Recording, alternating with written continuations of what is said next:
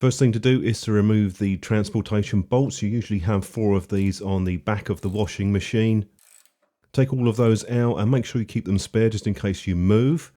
Some machines do come with the plugs to fill the hole, so attach those if you get them. Now we want to connect the water hose. This is usually marked blue.